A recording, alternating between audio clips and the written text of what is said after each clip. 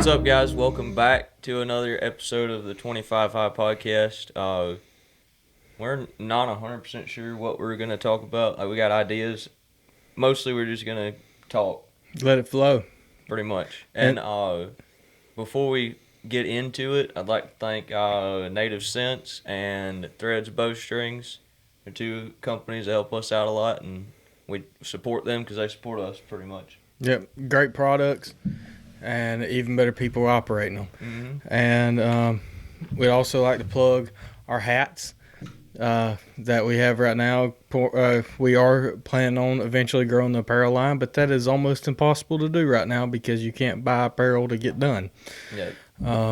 Richardson 112, Bottomland, and even the Realtree Original, they're back ordered till like September. Now. Every hat's order is pretty much back ordered, but we do have some available on our website, which should be linked down below, especially if you're on YouTube podcast wise. We should be able to. The safe bet is to go to our YouTube channel and look in the description, but we should be able to link it down below.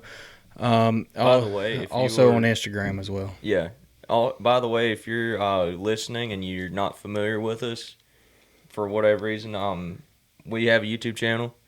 If you're watching on YouTube, you already know that, obviously. Yeah. But if you're listening and this is your first time listening, go check us out on YouTube. It's just 25 High. You type in 25 High and it'll come up. Hopefully I can figure out how to link that in the podcast thing too. And we typically post twice a week on YouTube, but that has been really hard to do here lately because it rains every single day. It's raining every single day, and it's just really hard to create content in the rain, especially in the summer. Cause like I'll sit in a shooting house if I have to, in the rain in the wintertime. I'll if it's not bad, like some days it's just been kind of misty, I'll sit in a saddle or in a ladder or something. But yeah, it's been raining. All the river closest to us is normally this time of year it's supposed to be around 5-6 feet at wherever the measuring thing, and it's like 12 or 14 right now, and it's just muddy and current. I mean, I am planning on going catfishing soon, at least running lines. I don't know how to catch catfish on rod and reel hardly, but don't you just put a circle hook on a rig and put like something weighted down and then just throw out like chicken livers? I know how to do it. Just sit there and wait. I know how to do it. I'm just not that good. Yeah.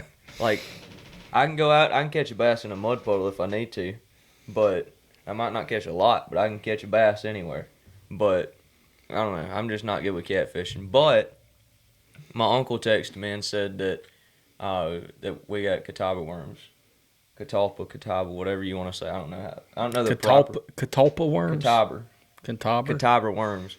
We got some of them. Those green and black ones. Yes, and that I was telling one of my buddies the other day that we used to go down to like boat launches and just random spots on the river and try to catfish with cut bait or chicken livers or stink bait, whatever we could find.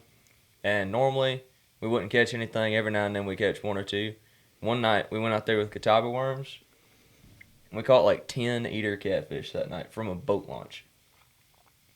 So it's magical bait. I need to go pick some, and I need to go run lines with them or put them fishing something. Catawba worm season's about over. Yeah, my uncle said they're just about too big or just about big enough to go back in the ground or whatever they do, disappear.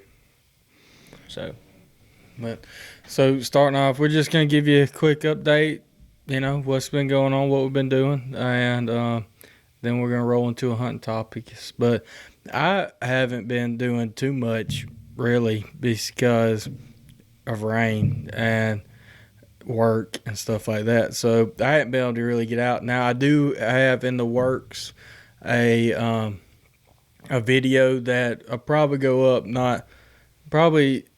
so let's see if this bears next week. It'll probably go up around the 20th that week. And it is a test on different attractants deer attractants that you can put out, what attracts or what does deer like better from Tractor Supply. I got 3 different deer attractants. Then I also have a control substance of just regular whole feed corn. So that'll be interesting. Like I said, I put it out this past weekend, and I got 3 different trail cameras on it. So hopefully we're able to get some good information coming back from that.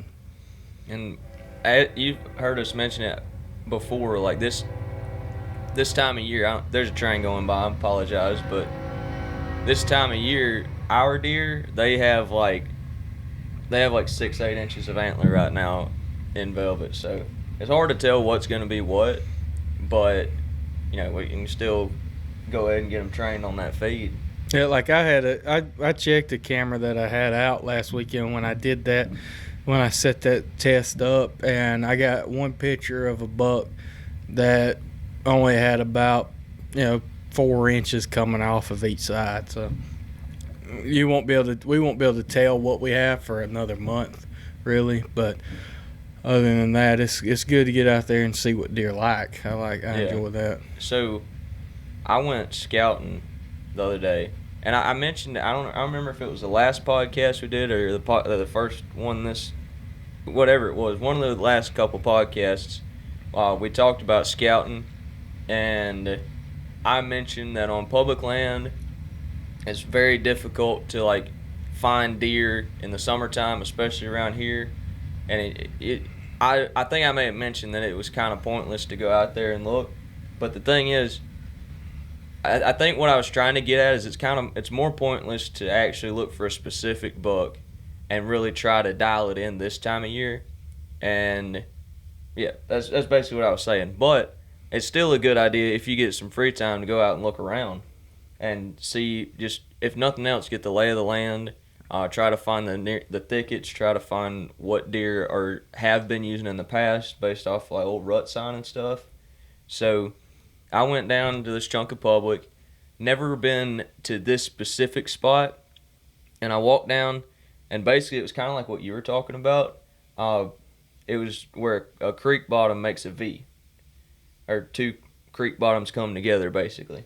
Mm-hmm. And I didn't even fully realize that's what I was doing until I got down there.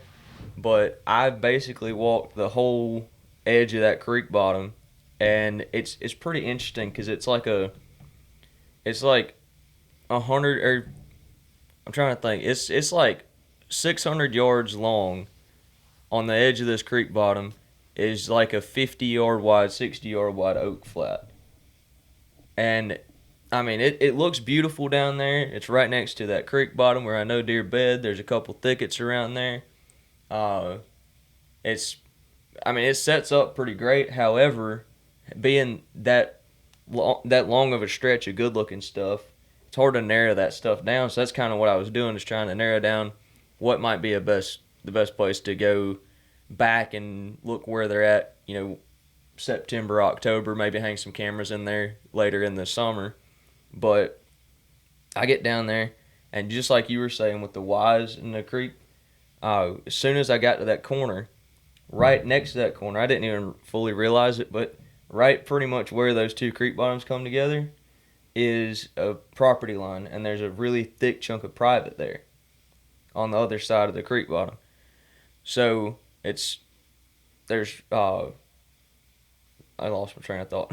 So I get down there, I get to that Y, I see all that stuff, and then I think I was mentioning one of my favorite things to look for is a discrepancy in those creek bottoms or in a thicket, like a little bit of thick something coming out.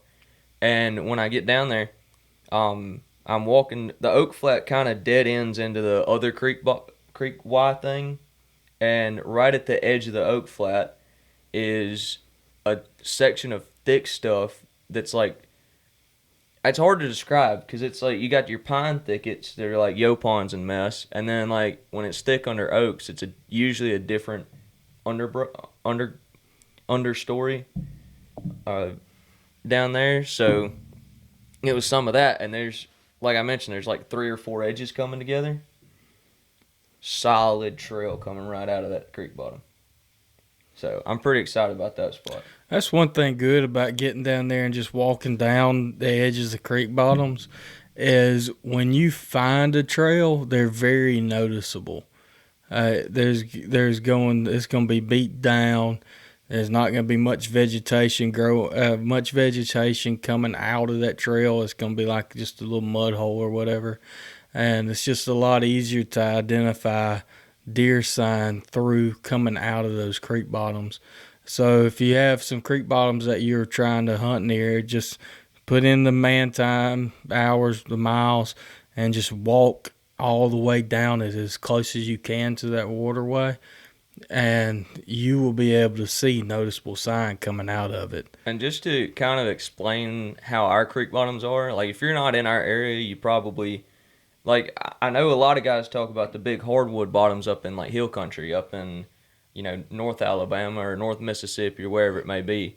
And up there in that more hilly stuff, foothills of the Appalachians, it's like you go down into a creek bottom and it opens up and it's just these big, wide, open ground, and it's covered in oaks, but you're rarely on public land are you going to see deer down there, except maybe the rut, or if you get lucky, you got to look for the thick stuff there. But down here, our creek bottoms are the opposite.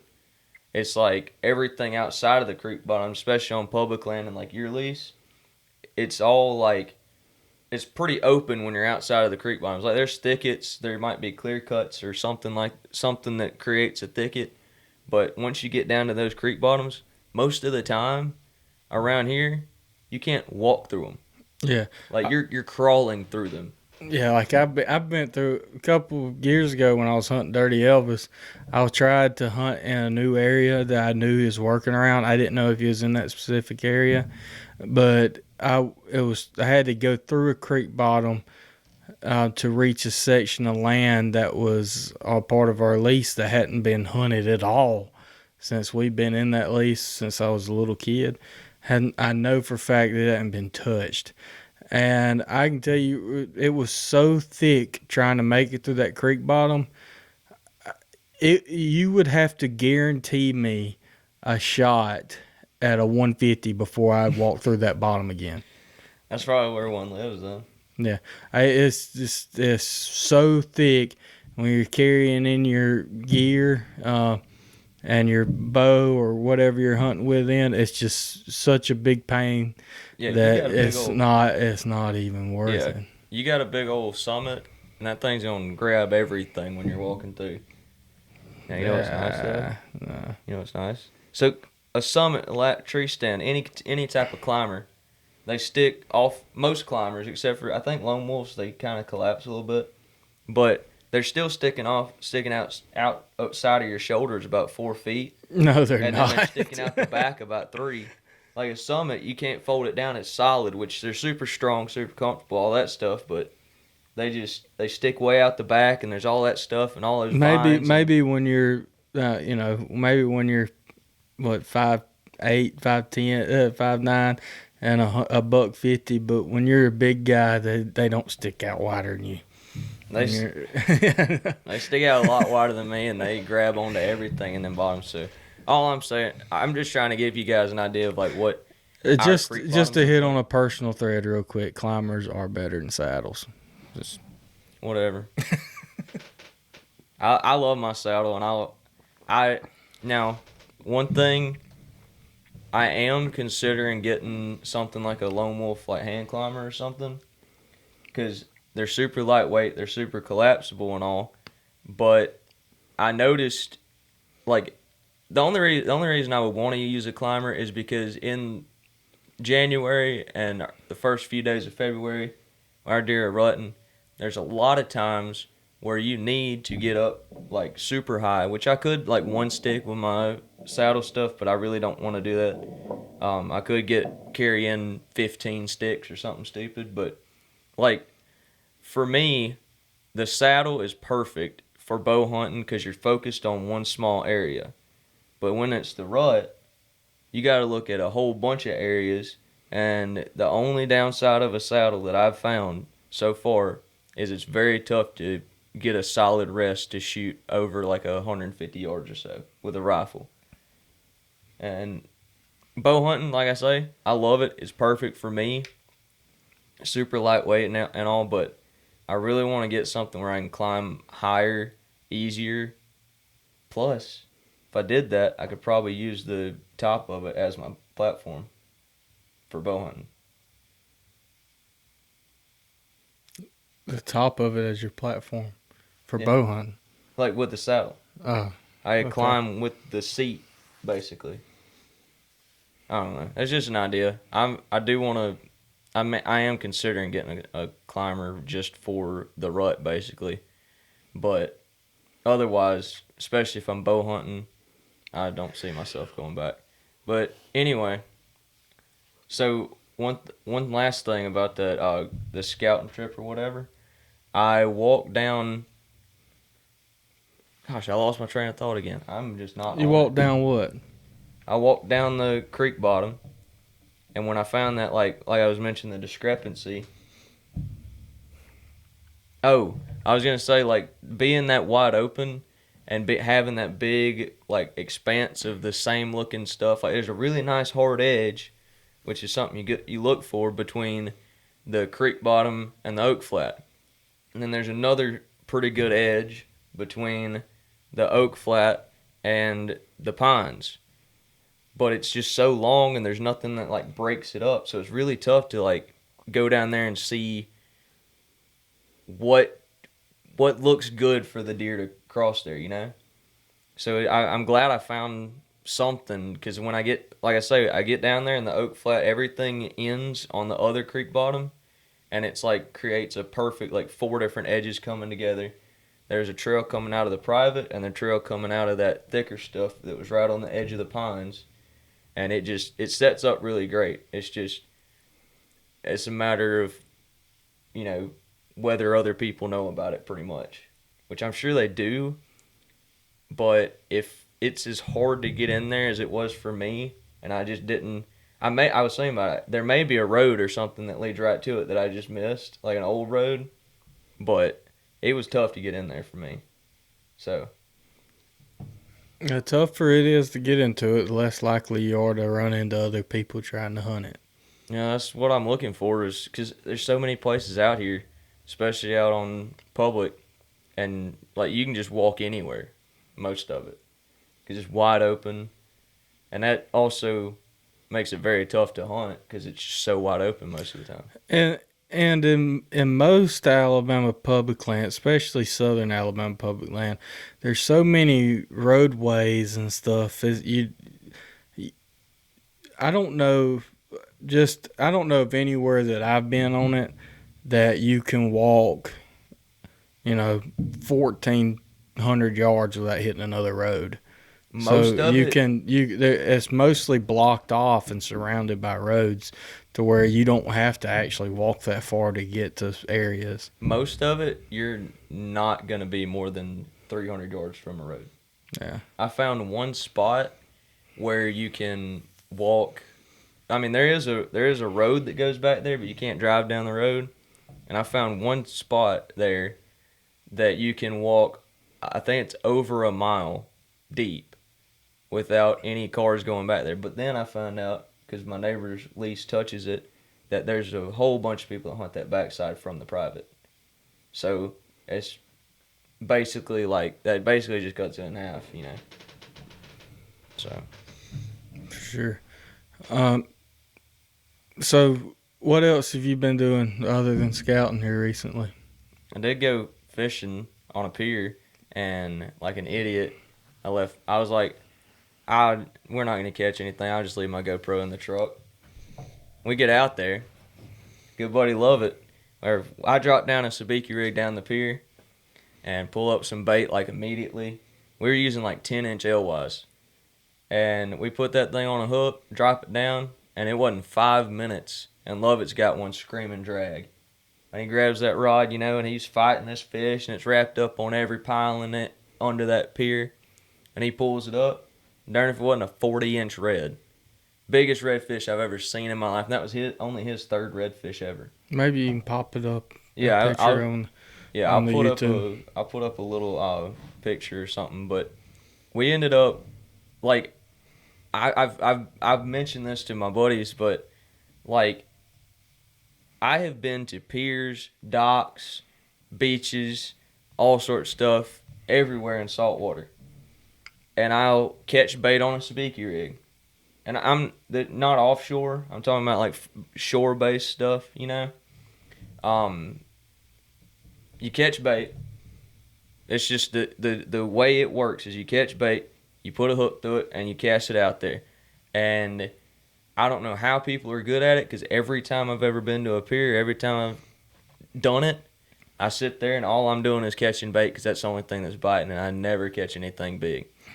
But that day, I think we broke off on 8 redfish and landed 2 giants.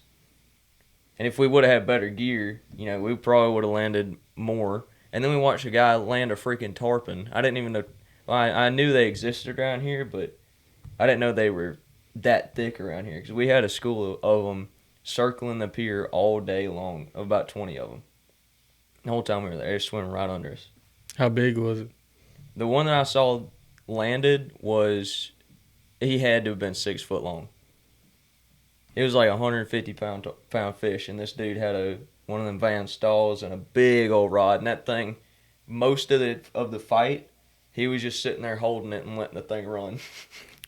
It was wild. Yeah. But every time I go to the pier and fish or something like that, I can't get it in before it gets ate by dolphins. I can't tell you how many heads I've reeled in. Yep. And we saw a manta ray. I didn't know manta rays lived this far north in the Gulf. But we saw a legit manta ray that was like probably like 6-7 foot long, wide on it, like wingspan or whatever. Had to have been like 6 or 7 foot or more. Just huge. And we saw like a 8-foot bull shark. We sat in the rain in a legit thunderstorm for like an hour and a half because the fish are still biting. That's like, so I think about all these people that go to the beach and go swimming in the beach, and they obviously, I mean, some of you might, but obviously have not been on those piers fishing. It's I crazy. can tell you like, I'm not scared of most things, but I don't know if you could convince me to get into the water again in the Gulf. I mean, I'll get knee deep, but I'm talking about like some people get like 150, 200 feet out in that water. There was a dude that swam out almost to where we were, and literally right before he swam out is when we saw that 8-foot bull shark. Yeah. And there was one day I went to a pier, and now granted these aren't probably gonna hurt you that much, but there was like 3 and 4 foot black tips swimming between people. I was watching them swim literally like weaving in and out of people in like waist deep water, dude. What made me decide not to ever do it again is, okay, so we were out fishing. I was probably 16 or so, and we've been fishing on that pier all morning, and we were walking back we weren't done, but we were walking to go get lunch and then come back out and fish some more. And when we were walking back, we looked over the pier, and now I know it wasn't one that actually hurt you, but I watched, it was anywhere from 12 to 15 foot hammerhead shark. Now I know they aren't supposed to bite people. I don't know if they physically can. I don't know how. Oh, they can. But they will, but not near as often like a bull shark. But substitute that with any other bull shark or, you know, anything that any type of other shark really. And that big shark, there was a woman sitting on a tube about 10, 15 feet off the shoreline. And that shark swam right up underneath her and was sitting there and circling that woman. And that woman had no idea we were there. And we were having a conversation. Should we yell down there and tell her there's a shark, and some guy walked up and saw it and ended up yelling at her. I mean, At that situation, the only thing she's gonna do is freak out, make a bunch of splash, and that might what would be to entice the shark to actually do something. But she had not a clue in the world that death was right up underneath her, just waiting. Like, I know it was a hammerhead shark, but if that was a bull shark, she could have been dead like that. The thing is, if there's a hammerhead that close, which I don't know anything about sharks. I do watch Shark Week every year. That's about my limited knowledge is Shark Week. Yeah, I watch Shark Week religiously. It's coming up like it should be posted like whenever this podcast should go up like during Shark. We need to go shark fishing. We do. I really want to one day, and I've seen where some guys do it with like just surf rods. I want to catch one with one of those, those circle hooks. It's got like that's like you hold it up, just the hook's about like that. Yeah, it's like 1 pound. Yeah. Yeah. Dude. But the thing is, like hammerheads, I know they eat stingrays, so that may be why he was closer. But if like a 12-foot hammerhead is gonna be 10 feet off the shore, what else? Every other shark is gonna be there too. No, thank you. Everything out there in the Gulf has teeth and it eats meat, except for jellyfish, and they hurt like crap. Dude, that one dude that swam out like all the way, he swam out probably at least 100 yards. And you know what the stupidest part was? It was cloudy and it was right before dark. That was the dumbest part. Like if you can do that midday when it's sunny, that's the least likelihood that a shark's gonna attack you. But if you're splashing around on the surface at dusk when it's cloudy and the water's murky because it's just been rained on for, an hour and a half, man. We saw 2 people swim snorkeling, but they were on the surface all the way around the pier while there was at least 100 people fishing off of it, casting toward them. Just some people don't think.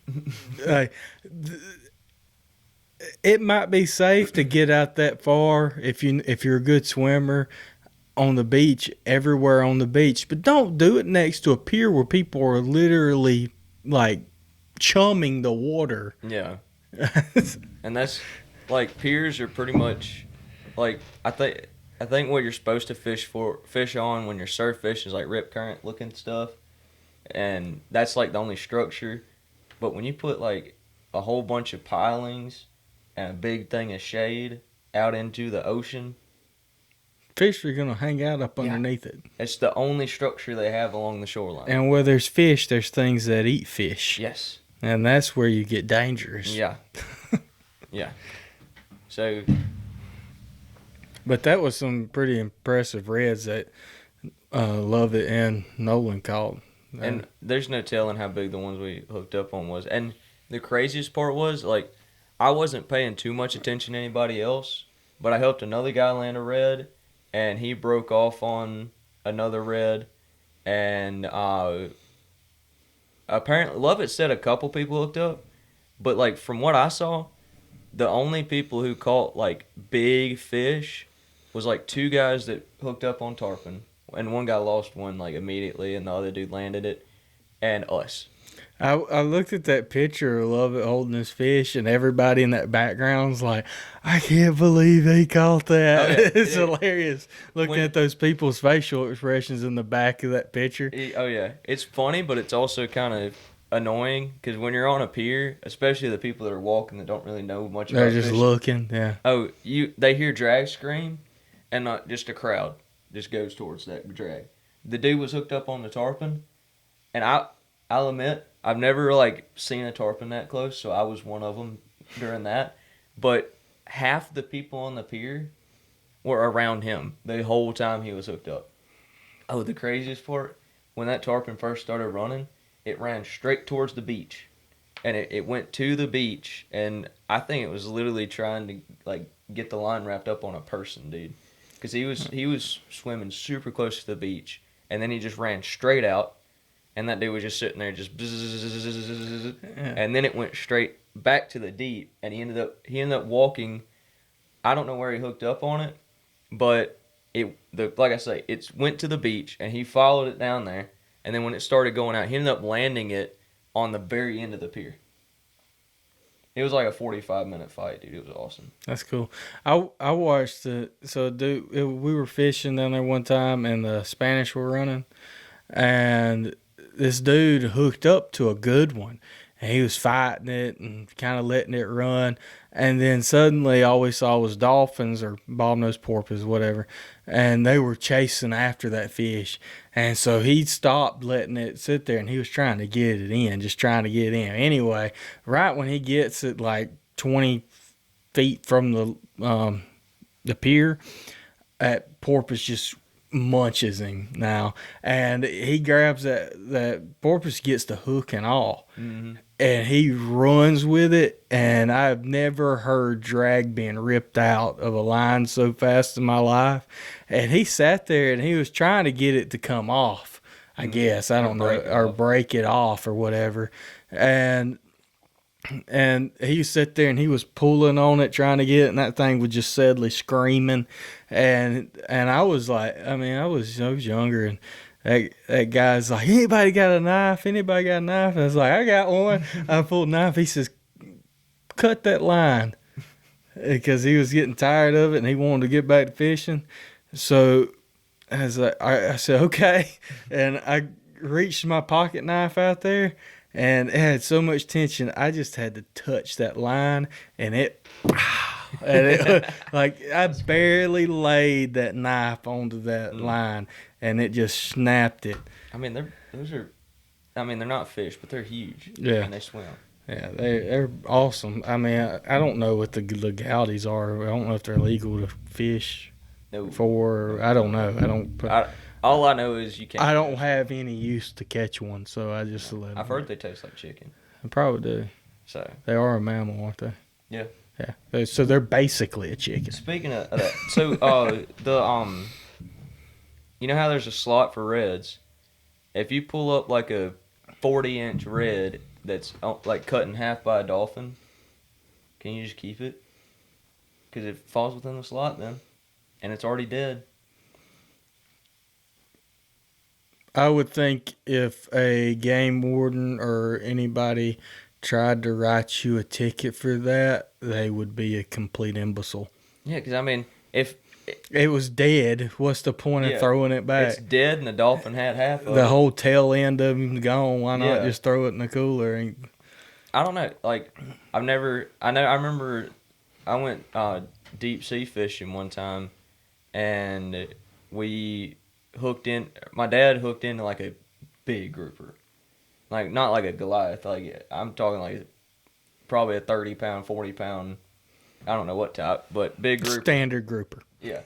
He pulls it up there, and we didn't know what it was. And when he gets it up to the surface, it was like this freaking 6-foot long looking thing, and I was too young to really know what was going on. I was just like, that fish looks weird.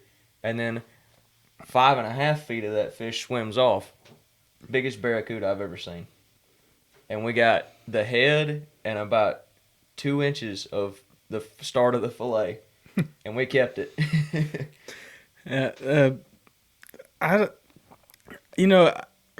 Going offshore fishing's fun. Like, I've been blessed. I mean, now I haven't went on a lot, but I've been blessed. The ones that I've been on were really good. Like, I mean, just about every time you drop a line down, you catch them. They catch like red snapper. Like that's snapper about every time you drop it down. It's fun, but like I get kind of like you go out there and you drive 30 or 50 miles out, and you just sit there and wear them out for like 20 minutes, and I get bored because that's all you do is drop it down.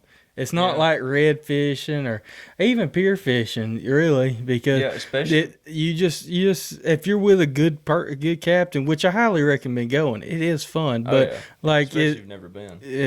But all you do is sit there and drop down a line and reel it up and have a fish on there. Drop down a line, reel it up, have a fish on there. The only reason I care to go offshore fishing again is if I'm going out. Huh? The food. The food. The fillets. The food purposes, and also I'm talking about for excitement wise, as if I was going, swordfish or marlin and that type. That's what. That's rich man sport. Yeah, but I really want to do it. I would love to. I really want to catch like a 1,200 pound swordfish or that'd be awesome. Whatever. The thing for me is, but that takes like $8,000. Yeah, the thing for me is I like hearing drag scream. Yeah, I don't care if it's a good sized bass on a finesse rod. I don't care if it's a alligator gar, long nosed gar. I don't care what it is.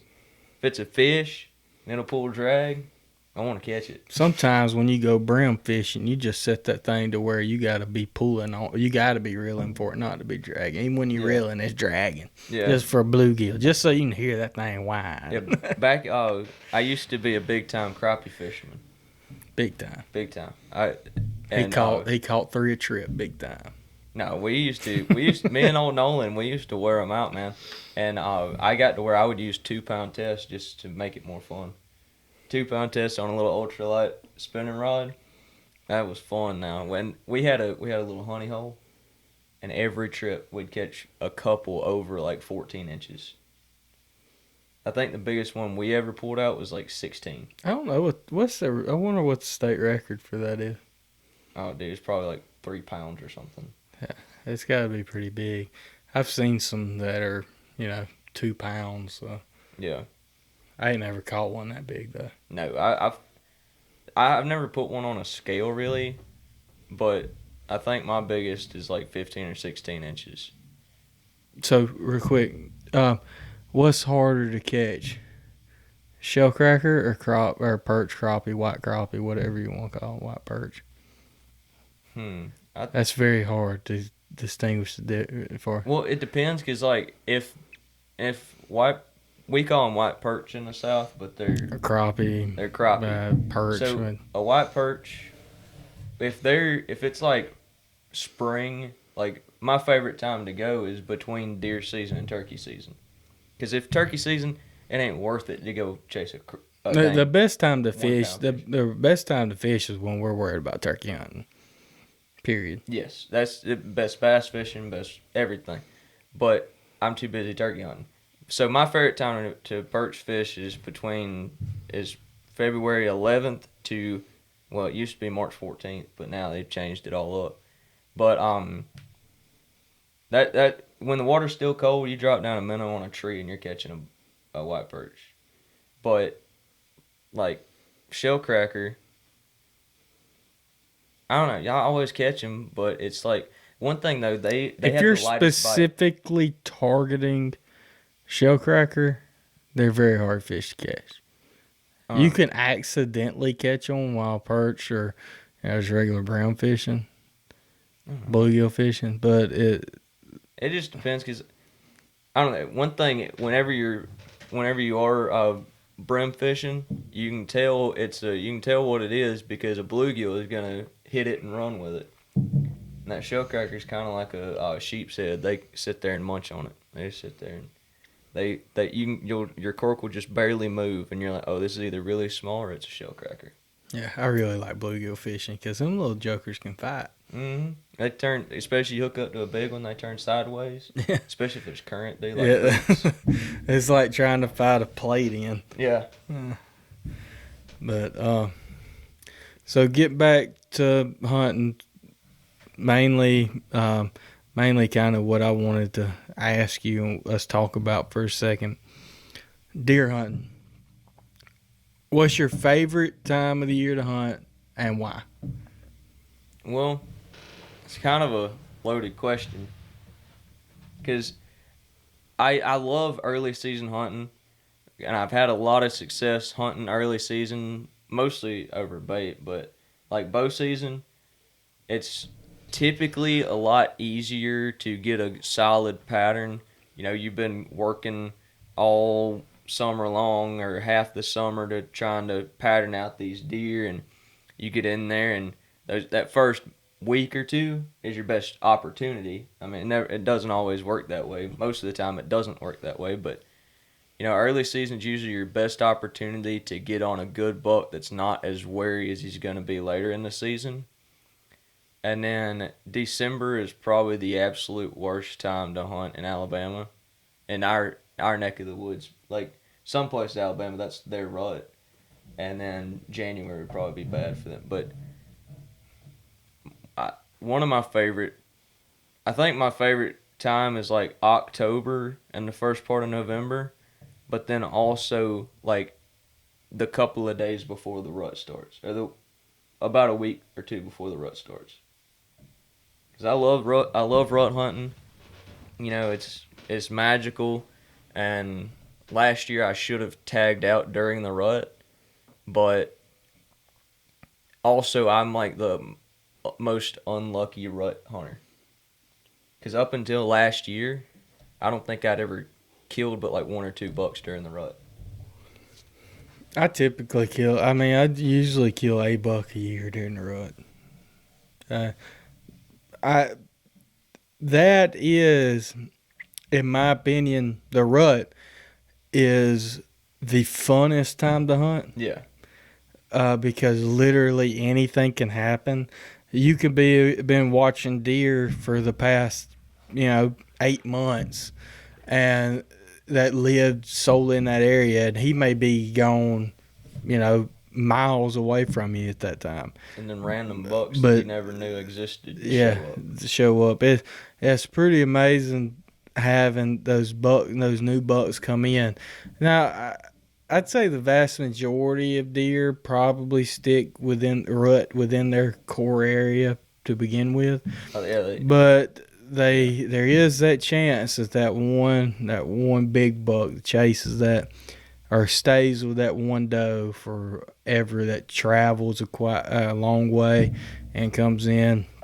Like, for example, going both ways is my dad killed Dirty Elvis in his core area at the very end of January, and that buck, he stayed in his core area predominantly, but he was ran down. We got pictures that he probably lost 50 pounds from the beginning of the rut to the end of the rut when we shot him. And then otherwise, as a buck the biggest buck killed off of our lease that we've been out there was about 1.5 inches bigger than Dirty Elvis, was killed on a food plot. That was when we had no earthly idea that buck was there. He came off from rut. He was chasing. That buck was not located in our club before the rut. Yeah.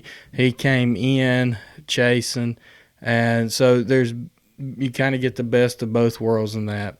It's pretty interesting how like our deer, like you're saying, a lot of them do kind of stick to their main area. I mean, they're certainly going to open up. When I say main area, that can be 300, 400 acres though. Yeah, or more. Like, but our deer don't really have to move. If they don't want to, they could sit in one spot and breed 20 does. They could stay in one area. They could stay within a couple 100-yard radius and breed at 10 does in a year if they wanted to. So our deer don't have to move, but it's so interesting. They got that instinct even when they don't have to go anywhere to find a doe, to find a mate. Some of them will still just run. Which I have that wide 6, 7, whatever he's going to be this year. That buck, I saw him, he stays in one area, but it's like, I feel like he's got a bunch of different like beds, like more than most deer, because he bounces around this one clear cut thing, and he goes all the way around it, and he also shows up like a good ways from it. I think we talked about this not on the podcast, but like a lot of mature bucks will have 2 or 3 beds that they use a lot, but they may have 15 or 20 beds that they use every now and then. So just kind of luck being in that same spot when they come through. But yeah, my theory on it, which I have no true evidence because I don't focus on like actual specific. I don't focus on specific deer as much, and I don't focus on, which I want to, and I don't focus on specific like bedding areas. I focus on like general stuff mainly. But my theory on it is our deer don't bed like they do in other places.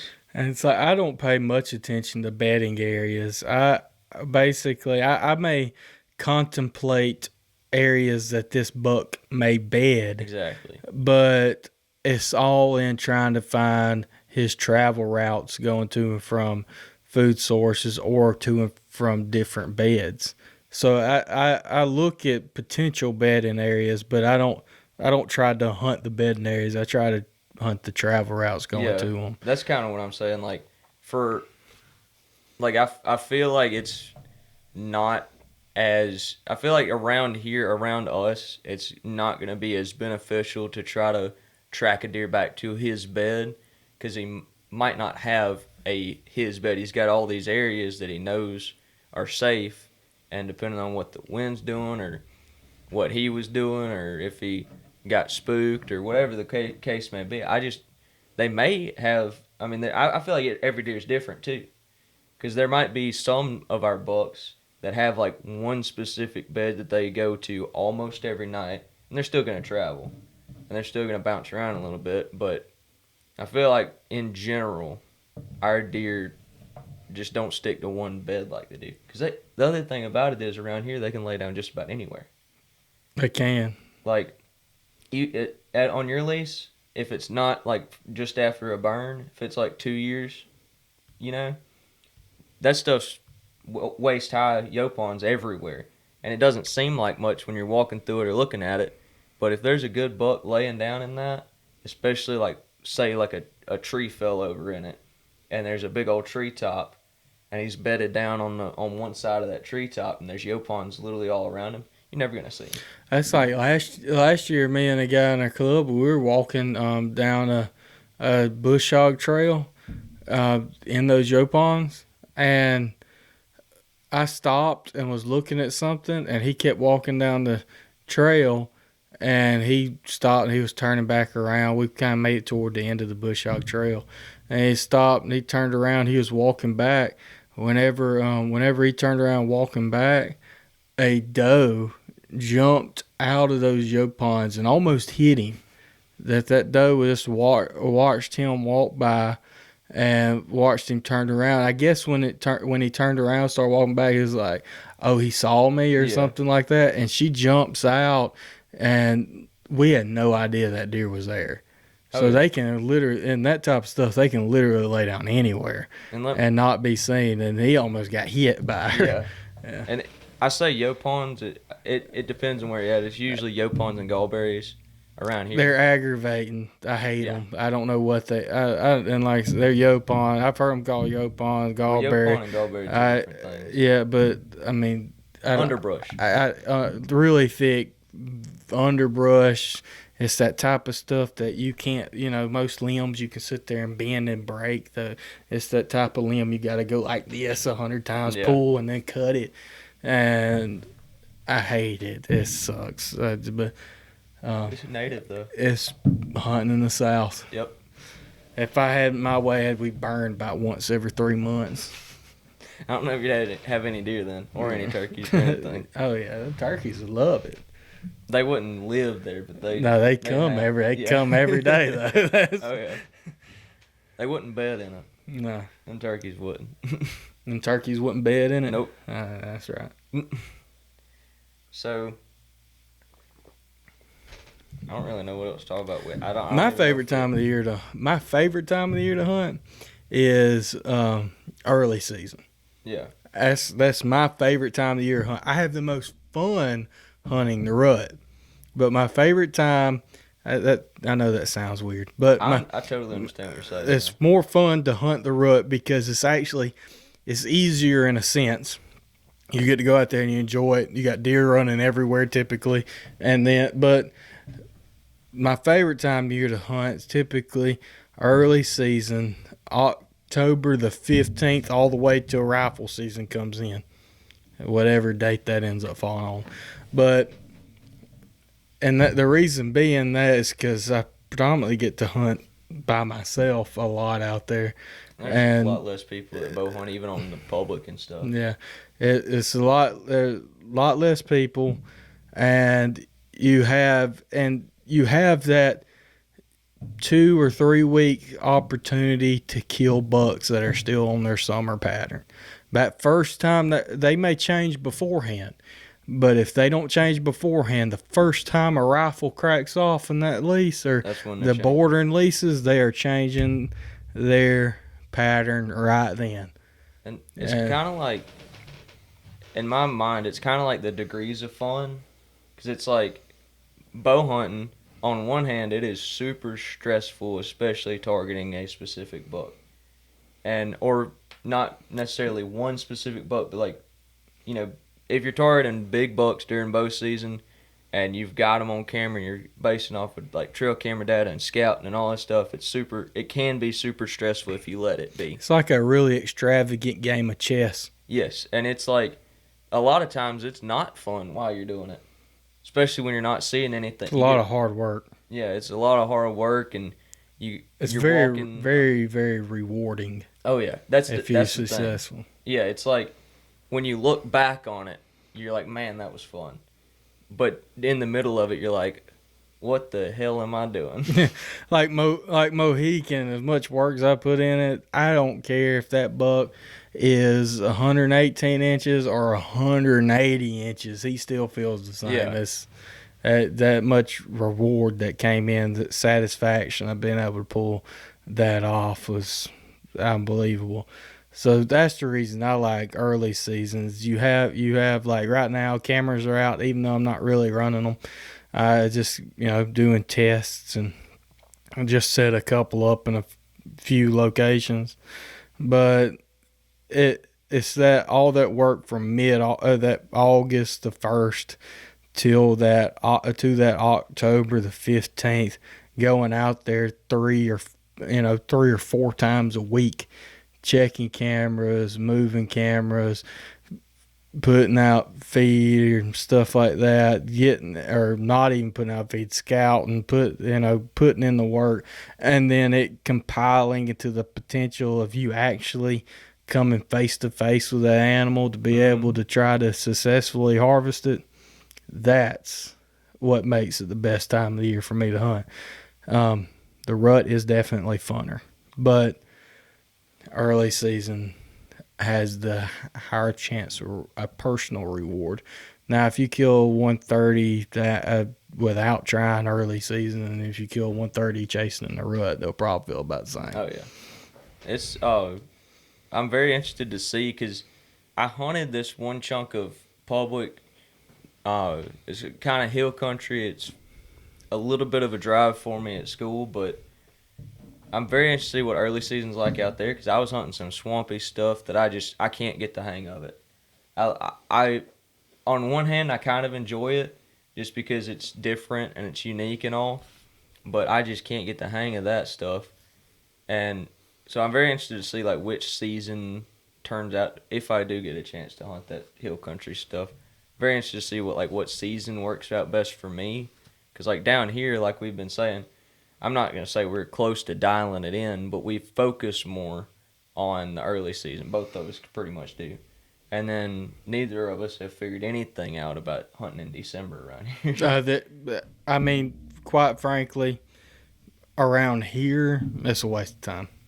It seems that way. It's a waste of time. The only reason I do it is because I enjoy being in the woods. Exactly. I just don't know what. Before we started filming, I would very, very rarely go hunting in December. Yeah, the only reason, December is basically, for me, it's like experimental. It's like, all right, we're done with early season. We got to try some new stuff, and I just get creative. I hunt a lot in public. I do a lot of in-season scouting. I do a lot of stupid stuff trying to kill deer. Yeah, exactly. I'll sit there in December, break out rattling antlers or something. Yeah, to see what happens. I don't like like hunting over in a food plot over a big feeder. But December's that time of the year that I'll do it a few times, because that's about the only way you'll see deer because they very rarely move in December. It's like for bucks, I've been pointed down to, trying to rationalize it in my mind. I point it down to bucks don't move a lot in December because they're eating a lot, but they're trying to build up fat and build up energy for when they lose it in the rut. That's just me trying to rationalize it. I don't know what the scientific data behind that is but I highly doubt there's anybody actually doing that type of research in our area. Yeah, and it's also like that's when the highest pressure, other than the rut, the highest hunting pressure is like the first week or first couple weeks of gun season. Which is the end of November. So every like on public, you'll see a handful of trucks. Around here, you'll see a handful of trucks out there during bow season. You'll see some real hardcore guys out there about every day. But the opening weekend of rifle season is like the busiest freaking time of the year, and anywhere around. There'll be 100 trucks out there. Oh yeah. And in a small area. Yeah, and I feel like it's just the hunting pressure plus them trying to build up fat for the rut. That's probably what it is, and they just lock down, and it's hard to get them in front of you. Yeah. So if you're new to hunting, take it serious going in. Hunt your tail off. Especially if you bow hunt, not hunt your tail off down here from October the 15th to whenever the weekend rifle season comes in, and then go ahead, and unless you're gonna strictly bow hunt, unless not, you go ahead and pick up your rifle, hunt those first couple weekends of bow hunting or rifle season. By the time you feel burned out, take the month of December off, then you'll be fresh and excited to go for the actual time that you might have a good chance of killing a deer. If you're in our area, by the way, and you do have like a lot of December success, we might. I'm not sure. Comment down below or get up with us. At least give us some tips or something in the comments, or message us on Instagram or something, Facebook. If you're willing to, and you live close enough, we might can get you in on a podcast. And we're not bring talking you in and sit down and have a conversation about how you have December success. Yeah, and I'm not talking about like hunting in the places that have a December rut. I'm talking about around here, like a February rut, basically. Even if it's not necessarily right here, Florida too. South of Montgomery County, Alabama. Pretty much, yeah. Yeah. Or even a little bit into Florida. There's a decent chunk of Florida that's got the same rut as us. Yeah. But if you have a lot of December success with a late January, early February rut, please let us know. Because I'm open to suggestions, because I'm getting tired of feeling like I'm wasting my time December. I killed my first deer when I was 7. And I've been hunting ever since, and I think I've only ever killed 2 bucks in December. I don't even know if I've ever killed a buck in December. Maybe I might have killed one in front of dogs. I killed that one that I chipped the horn with the bullet. Yeah, I remember that. Yeah, that was insane. My bullet hit the rack. The best time of December is between Christmas and New Year's, because for some reason, that's different. For some reason, those bucks do start cruising then. They're getting into that. They're getting in that January mode. But seems like if you can kill deer from December the 1st, like consistently from December the 1st till Christmas, consistently, I need to have a conversation with you. Yeah, for sure. Yeah, and it's like, December, like right after Christmas, they like, what I've noticed at least, which you may notice something different. It's like they cruise a lot, and they start moving in the daytime. And then not long after New Year's, they go missing again. And then about mid-January, that's when everything picks back up. It seems that way. their best time of hunting in South Alabama is from my birthday, January the 12th, to February the 10th. The only reason it doesn't go further than that is because the season goes out. Yep. I mean, I guarantee you our huntings would be good all the way till March the 20th if they would let us hunt it. Yeah.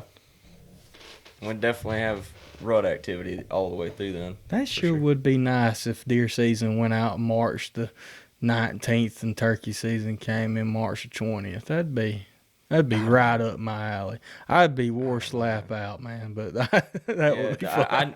I need the break. It is nice having that break. But we could put it a little bit closer. By the time 2 weeks is, 2 weeks, that's plenty. Give me a couple weekends of sleep until noon. Then I'll be ready. Usually one weekend of relaxing and just chilling and not worrying about killing something. Usually at one weekend's enough to make me start thinking when is turkey season coming in. Yeah, same. But anything else you want to say? Subscribe to YouTube channel. Subscribe to the podcast everywhere you listen to this. We're Leave us on a review on Amazon. All major platforms. Amazon. I'm not Amazon. iTunes. iTunes. I was thinking Apple, I guess. Apple, whatever they call it now. It's called. If you look on your phone, it's got a little. If you got an iPhone, it just says podcasts on it. Yeah. And it got like an eye with a bunch of circles coming off of it. I don't know what that was about. Yeah. But check us out on all of our major platforms. We have all social medias except for Twitter because we don't need that type of negativity in our life. And, make sure you check out Native Sense, and that's nativesensellc.com. Threads Custom Bowstrings, threadscustombowstrings.com, or on Facebook for either one of them. And make sure you check out that link down below and get you one of these hats. I got on the Lake Master. He has on the Hollywood Hunter. I think we were wearing these last time. Once you get to wear one, you just kind of like wearing it for a little while. But we got some... We do have some more hats in the works if they would ever ship them. But we do have 7 different types. So go in there, order all 7, and then you can wear a different hat every day of the week. Yeah. That sounds like a good plan to me. Yeah. So check that out, and we really appreciate y'all watching or listening, and stay tuned for another 25 high foot podcast. Sorry, it's getting late. Always remember to live life 25 high. We'll see you next time.